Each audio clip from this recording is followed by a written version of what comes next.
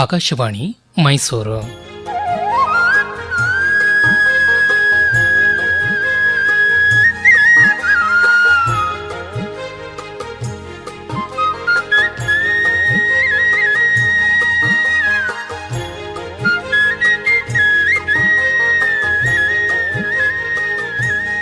ಗಾದೆ ಗದ್ದುಗೆ ಗಾದೆ ಗದ್ದುಗೆ ಗಾದೆ ಗದ್ದುಗೆ ಗಾದೆ ಗದ್ದುಗೆ ಗಾದೆ ಗದ್ದುಗೆ.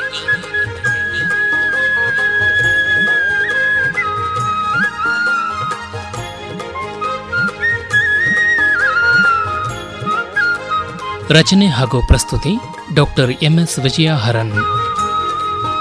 ಗಂಡ್ಸು ಕೂತ್ ಕೆಟ್ಟ, ಹೆಂಗ್ಸು ತಿರುಗಿ ಕೆಟ್ಲು.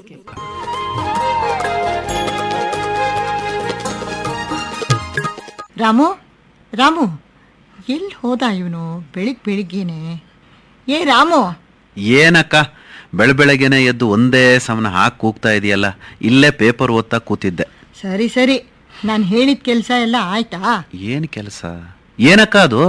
ಸರಿ ಹೋಯ್ತು, ನೀನು ಮಾಡಿಲ್ಲ ಬಿಡು. ಅಲ್ವ ರಾಮು, ಆ ಟೈಲರ್ ಅಂಗಡಿಯಿಂದ ಬಟ್ಟೆ ತಂದಿಯಾ? ಹಾಗೆ ಬರೋವಾಗ 2 kg ಬೇಳೆ ತೊಗೊಂಡು ಬಾ ಅಂದಿದ್ನಲ್ಲ, ಅದು ತಂದಿಯಾ? ಮತ್ತು ಎದುರು ಬೀದಿಲಿರೋ ನನ್ನ ಫ್ರೆಂಡ್ ಮನೆಗೆ ಹೋಗಿ ಕತೆ ಪುಸ್ತಕ ಇಸ್ಕೊಂಡು ಬಾ ಅಂತ ಹೇಳಿದ್ನಲ್ಲ, ಅದನ್ನು ತೊಗೊಂಡು ಬಂದ್ಯಾ? ಅಯ್ಯೋ ಅಕ್ಕ, ಸಾಕಕ್ಕ ಪ್ಲೀಸ್, ನಾನಿವತ್ತು ಎಲ್ಲೂ ಹೋಗಲ್ಲ, ತುಂಬ ಬೇಜಾರು. ಯಾಕೆ, ಏನಂಥ ಬೇಜಾರು ನಿಂಗೆ? ಏನೋ ಗೊತ್ತಿಲ್ಲ ಅಕ್ಕ, ತುಂಬ ಬೋರ್ ಆಗ್ತಿದೆ. ನಾನಂತೂ ಎಲ್ಲೂ ಹೋಗಲ್ಲ ಇವತ್ತು, ಮನೆಯಲ್ಲೇ ಕೂತಿರ್ತೀನಿ ಹಾಯಾಗಿ. ಚೆನ್ನಾಗಿ ಅಕ್ಕ ಪ್ಲೀಸ್ ಬೈಬೇಡಕ್ಕ. ಬೈದ್ನೇನೋ ನಾನಿವಾಗ? ಇಷ್ಟಕ್ಕೂ ನೀನು ಹಾಗೆ ಅಂದ್ಕೊಂಡ್ರೆ ಬೈದು ಹೇಳೋರು ಬದುಕಕ್ಕೆ ಹೇಳಿದ್ರು ಅಂತ ಗಾದೆನೇ ಇದೆ. ಅದನ್ನು ಅರ್ಥ ಮಾಡಿಕೊಂಡು ಸುಮ್ಮನಿರು. ಮತ್ತು ಈ ವಯಸ್ಸಿನಲ್ಲಿ ಹುಡುಗರು ಹೇಗಿರ್ಬೇಕು ಗೊತ್ತಾ? ಒಳ್ಳೆ ಪಾದರಸ ಇದ್ದಾಗಿರಬೇಕು, ಚುರುಕಾಗಿ. ಅದನ್ನು ಬಿಟ್ಟು ನೀನು ಒಳ್ಳೆ ಆಮೆ ಥರ ಕೂತಿರ್ತೀನಿ ಅಂದರೆ ಓಕೆ ಓಕೆ, ಈಗ ಪಾದರಸ ಹಾಕ್ತೀನಿ, ನಿನ್ನ ಕೈಗೆ ಸಿಗಲ್ಲ, ಹಾಗೇನು ಮಾಡ್ತೀಯಾ? ಮೊದಲು ಪಾದರಸ ಆಗು, ಆಮೇಲೆ ನೋಡ್ಕೊಳ್ಳೋಣಂತೆ. ಮತ್ತೆ ಅಕ್ಕ, ಆವಾಗಲೇ ನೀನೊಂದು ಗಾದೆ ಹೇಳಿದೆಯಲ್ಲ, ಏನದು? ಗಂಡಸು ಕೂತ್ ಕೆಟ್ಟ, ಹೆಂಗಸು ತಿರುಗಿ ಕೆಟ್ಲು ಅಂತ. ಗಂಡಸು ಕೂತ್ ಕೆಟ್ಟ, ಹೆಂಗಸು ತಿರುಗಿ ಕೆಟ್ಲು. ಏನಕ್ಕ ಈ ಗಾದೆಯ ಅಂತರಂಗ ಬಹಿರಂಗ ಎಲ್ಲ? ಬಹಿರಂಗದ ಅರ್ಥ ನಿನಗೆ ಈಗ ಚೆನ್ನಾಗಿ ಗೊತ್ತಾಗುತ್ತಲ್ಲ. ಅಕ್ಕ, ಗಂಡಸ್ ಕೂತ್ ಕೆಟ್ಟ, ಹೆಂಗಸ್ ತಿರುಗಿ ಕೆಟ್ಲು, ಈ ಗಾದೆ ಏನಷ್ಟು ಚೆನ್ನಾಗಿಲ್ಲ ಕಣಕ್ಕ. ಇದ್ರ ಅರ್ಥ ಏನೋ ಒಂಥರ ಇದೆ. ಈ ಗಾದೆ ಮಾಡಿರೋರ್ಗೆ ಗಂಡಸ್ರನ್ ಕಂಡ್ರು ಆಗ್ತಿರ್ಲಿಲ್ಲ, ಹೆಂಗಸ್ರನ್ ಕಂಡ್ರು ಆಗ್ತಿರ್ಲಿಲ್ವೇನೋ ಅನ್ಸುತ್ತೆ. ಹಾಗಲ್ಲ ಕಣೋ ರಾಮು, ಈ ಕಾಲದಲ್ಲಿ ನಿಂತು ನಿಮ್ಮಂಥವರು ಯೋಚಿಸಿದಾಗ ಮೇಲ್ನೋಟಕ್ಕೆ ಹಾಗನ್ಸೋದು ನಿಜ. ಆದರೆ ಅದರ ಅಂತರಾರ್ಥನೇ ಬೇರೆನೇ ಇದೆ. ಏನಕ್ಕ ಅದು? ಇಂಟ್ರೆಸ್ಟಿಂಗ್ ಆಗಿರೋ ಹಾಗೆ ಕಾಣುತ್ತೆ, ಬೇಗ ಬೇಗ ಹೇಳಕ್ಕ, ಕೇಳೋಣಂತೆ. ನೋಡ ರಾಮು, ತುಂಬ ತುಂಬ ತುಂಬ ಹಿಂದಿನ ಕಾಲದಲ್ಲಿ ಯಾವುದೇ ಹೆಂಗಸು ಬಾಲ್ಯದಲ್ಲಿ ತಂದೆ ತಾಯಿಯರ ರಕ್ಷಣೆಯಲ್ಲಿ, ಯೌವನದಲ್ಲಿ ಗಂಡನ ರಕ್ಷಣೆಯಲ್ಲಿ, ವೃದ್ಧಾಪ್ಯದಲ್ಲಿ ಮಕ್ಕಳ ರಕ್ಷಣೆಯಲ್ಲಿ ಇರಬೇಕಾದವಳು ಅಂತ, ಒಟ್ನಲ್ಲಿ ರಕ್ಷಣೆಯ ಭದ್ರಕೋಟೆಯಲ್ಲಿ ಸುರಕ್ಷಿತವಾಗಿ ಇರಬೇಕಾದವಳು ಹೆಂಗಸರು ಅಂತ ತೀರ್ಮಾನಿಸಿದ್ರು ಪೂರ್ವಿಕರು. ಒಂಥರ ಹೆಂಗಸರಿಗೆ ಒಳ್ಳೇದೇ ಆಗಿರಬೇಕು, ಹಾಯಾಗಿ ಮನೇಲಿ ಕೂತಿರ್ಬೋದಾಗಿತ್ತಲ್ಲ, ಯಾವ ಜವಾಬ್ದಾರಿನೂ ಇಲ್ಲದೆ. ಛೇ, ಅದು ಹಾಗಲ್ಲ ಕಣೋ ರಾಮು. ಹೆಂಗಸರ ರಕ್ಷಣೆ ಪುರುಷರ ಕರ್ತವ್ಯ ಅನ್ನೋ ಭಾವನೆ ನಮ್ಮ ಸಮಾಜದಲ್ಲಿ ಪುರಾತನ ಕಾಲದಿಂದಲೂ ಬಂದಿದೆ. ಇತಿಹಾಸನ ತಗೊಂಡ್ರು ಎಷ್ಟೋ ಶಾಸನಗಳಲ್ಲಿ, ವೀರಗಲ್ಲುಗಳಲ್ಲಿ ಸ್ತ್ರೀಯರ ಮಾನ ಸಂರಕ್ಷಣೆ ಮಾಡಿದ ವೀರ ಅಂತೆಲ್ಲ ಬಿರುದು ಬಾವಲಿಗಳನ್ನಿತ್ತು ಪುರುಷರನ್ನ ಗೌರವಿಸಿರೋ ಅನೇಕ ಉದಾಹರಣೆಗಳಿದೆ. ನೀನು ವೀರಗಲ್ಲೆಲ್ಲ ನೋಡಿದ್ಯಾ? ಶಾಸನಗಳು ಅದೆಲ್ಲ ನೋಡಿದೀನಿ ಕಣಕ್ಕ. ಗಂಡಸರ ಚಿತ್ರ ಎಲ್ಲ ಇರುತ್ತಲ್ಲ. ಮತ್ತೆ ಶತ್ರುಗಳ ಆಕ್ರಮಣದ ಸಂದರ್ಭದಲ್ಲಿ ಸ್ತ್ರೀಯರ ರಕ್ಷಣೆಗಾಗಿ ಶ್ರಮಿಸಿದ ಅನೇಕ ವೀರ ಪುರುಷರ ಉಲ್ಲೇಖಗಳು ಇದೆ ಕಣೋ. ಸಂದರ್ಭ ಹೀಗಿರುವಾಗ ಜನ ಹೆಣ್ಣು ಮಕ್ಕಳನ್ನ ಜೋಪಾನ ಮಾಡೋದ್ರ ಕಡೆ ತುಂಬಾ ಗಮನ ಕೊಡ್ತಾ ಇದ್ರು. ಆದ್ರಿಂದಲೇನೆ ಹೆಣ್ಣು ಮಕ್ಕಳು ಇಷ್ಟು ಬಂದ ಹಾಗೆ ತಿರುಗಾಡೋದನ್ನ ಇಷ್ಟಪಡ್ತಿರ್ಲಿಲ್ಲ ಅನ್ಸುತ್ತೆ ಅಲ್ವೇನಕ್ಕ? ಅಷ್ಟೇ ಅಲ್ಲ, ಮನೆಯಲ್ಲಿ ಹೆಣ್ಣಿಗೆ ಕೆಲವು ಮುಖ್ಯವಾದ ಜವಾಬ್ದಾರಿಗಳು ಇರುತ್ತವೆ. ಅವಳು ಅದನ್ನ ಮನೆಯಲ್ಲಿದ್ದು ಯಶಸ್ವಿಯಾಗಿ ನಿರ್ವಹಿಸಬೇಕು ಅಂತಲೂ ವಿಧಿಸಿದ್ದು. ಅಂದ್ರೆ ಹೆಣ್ಣು ಚಿಕ್ಕವಳಿದ್ದಾಗಿಂದಲೇ ಮನೆ ಕೆಲಸ ಎಲ್ಲ, ಅಂದರೆ ಗುಡಿಸೋದು, ಸಾರಿಸೋದು, ರಂಗೋಲಿ ಹಾಕೋದು, ಪಾತ್ರೆ ಒಗೆಯೋದು, ಬಟ್ಟೆ ತೊಳೆಯೋದು ಇತ್ಯಾದಿ ಇತ್ಯಾದಿ. ಆಮೇಲೆ ಧಾನ್ಯಗಳಿದ್ರೆ ಅಕ್ಕಿ ರಾಗಿ ಮಾಡೋದು, ಕೇರೋದು, ಬೀಸೋದು, ಕುಟ್ಟೋದು, ಹೀಗೆ 1-2 ಮನೆ ಕೆಲಸಗಳು. ಅಂದರೆ ಎಲ್ಲ ಕೆಲಸಗಳನ್ನು ಅಚ್ಚುಕಟ್ಟಾಗಿ ಮಾಡೋದನ್ನು ಹಿರಿಯರು ಕಲಿಸ್ತಾ ಇದ್ರು. ಮುಂದೆ ಮದುವೆ ಆಗಿ ಗಂಡನ ಮನೆಗೆ ಹೋದ್ಮೇಲೆ ಅವಳು ಮಕ್ಕಳು ಮರಿ ಅತ್ತೆ ಮಾವನ ಸೇವೆ ಅಂತ ಅವರು ಲಾಲನೆ ಪಾಲನೆನೂ ಮಾಡ್ತಾ ಇರಬೇಕಾಗೋದು. ಅಡುಗೆ ಕೆಲಸನೂ ಎಲ್ಲ ಇರ್ತಾ ಇತ್ತು.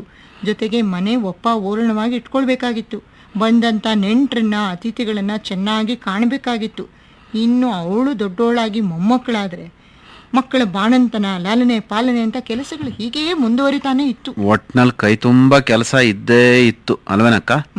ಜೊತೆಗೆ ಜವಾಬ್ದಾರಿಯಿಂದ ಇದನ್ನೆಲ್ಲ ನಿರ್ವಹಿಸಬೇಕಾಗಿತ್ತು ಕಣೋ. ಒಂಥರ ಮನೆಯಲ್ಲೇ ಫುಲ್ ಟೈಮ್ ಜಾಬ್ ಅನ್ಬೋದು. ಆದ್ರೆ ಯಾವ ಸಂಬಳವೂ ಇಲ್ಲದಂಥ ಜಾಬ್. ಬರೀ ಅದಕ್ಕೆ ಪ್ರತಿಯಾಗಿ ಪ್ರೀತಿ, ಗೌರವ, ಒಳ್ಳೆ ಮಾತಾಡಿದ್ರೆ ಅದೇ ಅವಳಿಗೆ ಸಿಗುತ್ತಿದ್ದ ದೊಡ್ಡ ಗೌರವ, ಸಂಭಾವನೆ ಅಂತ ಅನ್ಕೋಬಹುದು ನೋಡಿ. ಪಾಪ ಎಷ್ಟು ಹೆಣ್ಮಕ್ಳಿಗೆ ಸಿಕ್ತಿತ್ತೋ ಏನೋ. ಕೆಲವರಂತೂ ಸಾಯೋವರೆಗೂ ಕಷ್ಟ ಕೋಟಲೆಗಳಲ್ಲೇ ಜೀವನ ಸಾಗಿಸ್ತಾ ಇದ್ದಾರಲ್ವೇನಕ್ಕ? ಖಂಡಿತ ರಾಮು. ಮತ್ತೆ ಮನೆಯಲ್ಲೇ ಇಷ್ಟೆಲ್ಲ ಜವಾಬ್ದಾರಿಗಳನ್ನು ನಿರ್ವಹಿಸಬೇಕಾದ ಹೆಂಗಸರು ಎಲ್ಲಂದರಲ್ಲಿ ತಿರುಗಾಡ್ತಾ ಕಾಲ ಕಳೀತಾ ಇದ್ರೆ ಬೇಜವಾಬ್ದಾರಿಯಿಂದ ಅದರ ಪರಿಣಾಮಗಳು ಸರಿಯಾಗೋದಿಲ್ಲ ಅಲ್ವಾ? ಮತ್ತೆ ಅವಳೇ ಅನೇಕ ಸಂಕಷ್ಟಗಳನ್ನು ಎದುರಿಸಬೇಕಾಗುತ್ತೆ. ಇದನ್ನ ಮನೆಗಂಡೇನೆ ಯಾರೋ ಹೆಣ್ಮಗಳಿಗೆ ಇಂಥ ಪರಿಸ್ಥಿತಿ ಬಂದಿರೋವಾಗ ಇಂಥ ಗಾದೆ ಹುಟ್ಕೊಂಡಿರಬಹುದು, ಹೆಂಗಸು ತಿರುಕೆಟ್ಲು ಅಂತ. ಮತ್ತೆ ಗಂಡಸು ಕೂತ್ ಕೆಟ್ಟ ಅನ್ನೋದು ಇದಕ್ಕೆ ವಿರುದ್ಧವಾಗಿದೆ ಅಲ್ವೇನಕ್ಕ? ಗಂಡಸ್ ಮಾತ್ರ ಹೇಗಂದ್ರೆ ಹಾಗೆ ತಿರುಗಾಡ್ಕೊಂಡಿರ್ಬೋದಿತ್ತ? ಹಾಗಲ್ಲ ರಾಮು. ಈಗ ಮನೆ ಕೆಲಸಗಳ ನಿರ್ವಹಣೆ ಎಲ್ಲ ಹೆಂಗಸು ಮಾಡಿದ್ಮೇಲೆ ಗಂಡಸು ಮನೇನ ನಿರ್ವಹಣೆ ಮಾಡಬೇಕಾಗತ್ತೆ. ಅಂದರೆ ಅದಕ್ಕೆ ಬೇಕಾದಂಥ ಆರ್ಥಿಕ ಸಂಪನ್ಮೂಲಗಳನ್ನು ದುಡಿದು ತಂದು ಒದಗಿಸ್ಬೇಕಾಗ್ತಿತ್ತು. ಹಿಂದೆ ಎಲ್ಲ ಹಳ್ಳಿಗಳಲ್ಲಿ ಜಮೀನು, ಹೊಲ ಅದೆಲ್ಲ ಇರ್ತಾ ಇತ್ತು. ನಗರಗಳಲ್ಲಾದರೆ ಏನಾದರೂ ಕೆಲಸ, ಹಣ ಸಂಪಾದನೆ ಮಾಡೋದು ಇದ್ದೇ ಇರುತ್ತೆ. ಆಗ ಸಂಪಾದನೆ ಮಾಡ್ಕೊಂಡು ಬಂದು ಮನೇನ ಸಂಪೂರ್ಣವಾಗಿ ರಕ್ಷಿಸಬೇಕಾಗಿತ್ತು. ಈ ರೀತಿ ಇದ್ದಾಗ ಎಲ್ಲರೂ ಸಂತೋಷವಾಗಿರೋದಕ್ಕೆ ಸಾಧ್ಯ ಆಗ್ತಿತ್ತು. ಮತ್ತೆ ಒಂದು ರೀತಿ ಕೆಲಸ ಹಂಚಿಕೆ ಆಗ್ತಿತ್ತು ಅನ್ಬೋದು. ಒಂದು ವೇಳೆ ಗಂಡಸು ಸೋಮಾರಿಯಾಗಿ ಮನೇಲೆ ಕೂತ್ರೆ ಎಷ್ಟು ದುಷ್ಪರಿಣಾಮ ಆಗುತ್ತಲ್ವೇನಕ್ಕ? ಹೀಗೆ ಯಾರೋ ಸೋಮಾರಿಯಾಗಿದ್ದು ಕಷ್ಟ ನಷ್ಟ ಅನುಭವಿಸಿದ್ದನ್ನ ಕಂಡೆ ಈ ಗಾದೆ ಹುಟ್ಕೊಂಡು ಚಾಲ್ತಿಗೆ ಬಂದಿರಬೇಕು, ಗಂಡಸು ಕೂತ್ ಕೆಟ್ಟ ಅಂತ. ಅಷ್ಟೇ ಅಲ್ಲ ರಾಮು, ಉದ್ಯೋಗಂ ಪುರುಷ ಲಕ್ಷಣಂ ಅಂತಲೇ ಎಂದಿನ ಕಾಲದಿಂದ ಹೇಳ್ತಾನೆ ಬಂದಿದಾರಲ್ಲ ಪೂರ್ವಿಕರು. ಇದು ಈ ಕಾಲಕ್ಕೂ ಚೆನ್ನಾಗಿ ಅಪ್ಲೈ ಆಗುತ್ತಲ್ವೇನಕ್ಕ? ಈ ಕಾಲಕ್ಕೆ ಅಪ್ಲೈ ಆದರೂ ಬರೀ ಪುರುಷರಿಗಷ್ಟೇ ಅಲ್ಲ, ಸ್ತ್ರೀಯರಿಗೂ ಅಪ್ಲೈ ಆಗುತ್ತೆ. ಒಟ್ಟಿನಲ್ಲಿ ಇದು ಎಲ್ಲರಿಗೂ ಅಪ್ಲೈ ಆಗುತ್ತೆ ನೋಡು. ಉದ್ಯೋಗಂ ಸರ್ವಲಕ್ಷಣಂ ಅಂತ ಅನ್ಬಹುದು. ಹೌದಕ್ಕ, ಸರಿಯಾಗಿ ಹೇಳಿದೆ. ಈ ಕಾಲದಲ್ಲಿ ಹೆಂಗಸು ಸಹ ಗಂಡಸಿಗೆ ಸರಿಸಮನಾಗಿ ಹೊರಗೂ ಮತ್ತೆ ಒಳಗೂ ದುಡಿತಾಳೆ, ಮನೇಲೂ ದುಡಿತಾಳೆ. ಮತ್ತೆ ಗಂಡಸರು ಎಷ್ಟೋ ಜನ ಹೆಂಗಸರಿಗೆ ಮನೆ ಕೆಲಸಗಳಲ್ಲಿ ಸಹಕಾರ ನೀಡ್ತಾನೆ ಬಂದಿದಾರಲ್ವೇನಕ್ಕ? ಎಲ್ಲೋ ನಿನ್ನಂಥವ್ರು ಕೆಲವ್ರನ್ನ ಬಿಟ್ಟು. ಹೋಗಕ್ಕ ನೀನು. ಇರ್ಲಿ. ಒಟ್ನಲ್ಲಿ ಈ ಕಾಲಕ್ಕೆ ಈಗಾದೆ ಪೂರ್ತಿ ಸಮ್ಮತ ಆಗದೆ ಇದ್ರೂ ಹೆಣ್ಣು ಇವತ್ತಿಗೂ ಇಷ್ಟ ಬಂದ ಹಾಗೆ ವರ್ತಿಸೋದು, ಹೊತ್ತಲ್ಲದ ಹೊತ್ತಿನಲ್ಲಿ ತಿರುಗಾಡ್ಕೊಂಡಿರೋದು, ಹೀಗೆಲ್ಲ ಮಾಡಿದ್ರೆ ತೊಂದರೆಗಳನ್ನ ಎದುರಿಸಬಹುದೇನೋ ಅನ್ನೋ ಅನುಮಾನ ಇದ್ದೇ ಇದೆ ಅಲ್ವಾ? ಪೇಪರ್ನಲ್ಲೆಲ್ಲ ಓದ್ತಿರ್ತೀವಲ್ವನಕ್ಕ, ಅತ್ಯಾಚಾರ, ದೌರ್ಜನ್ಯ, ಅದು ಇದು ಅಂತ. ಏನೇ ಆಗ್ಲಿ, ಹೆಂಗಸಾಗ್ಲಿ ಗಂಡಸಾಗ್ಲಿ ಸ್ವೇಚ್ಛಾಚಾರಿಗಳಾಗಿ ತಿರುಗಾಡ್ತಾ ಇರಬಾರ್ದು, ಸ್ವಾವಲಂಬಿಗಳಾಗಿ ಬದುಕಬೇಕು, ಜವಾಬ್ದಾರಿಯಿಂದ ಬಾಳಬೇಕು ಅಂತ ಕೂಡ ಈ ಗಾದೆ ನಮ್ಮನ್ನ ಎಚ್ಚರಿಸುತ್ತಲ್ವಾ? ಅಕ್ಕ, ಈಗ ನನಗೆ ಸ್ಫೂರ್ತಿ ಬಂದ್ಬಿಟ್ಟಿದೆ. ನನ್ನ ಜವಾಬ್ದಾರಿ ಎಲ್ಲ ನಿಭಾಯಿಸ್ಕೊಂಡು ಬರ್ತೀನಿ. ಅದಕ್ಕೆ ಮುಂಚೆ ನಿನ್ನ ಜವಾಬ್ದಾರಿ ತಿಂಡಿ ಕೊಡೋದು ಏನ್ ಸ್ಪೆಷಲ್ ಇವತ್ತು? ಬಿಸಿ ಬಿಸಿ ಮಸಾಲ ದೋಸೆ. ಆಹಾ, ಬೇಗ ಕೊಡಕ್ಕ. ಓಕೆ.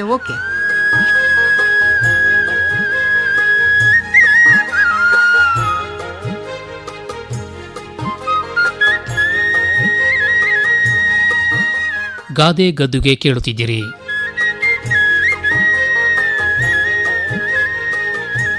ರಚನೆ ಹಾಗೂ ಪ್ರಸ್ತುತಿ ಡಾಕ್ಟರ್ MS ವಿಜಯ ಹರನ್.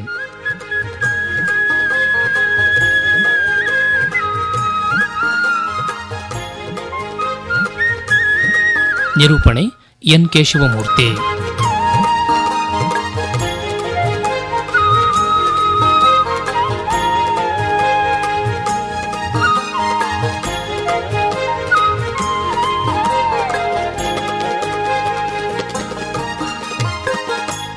ಈ ಕಾರ್ಯಕ್ರಮ ಆಕಾಶವಾಣಿ ಮೈಸೂರು ಕೇಂದ್ರದಿಂದ ಮೂಡಿಬಂತು.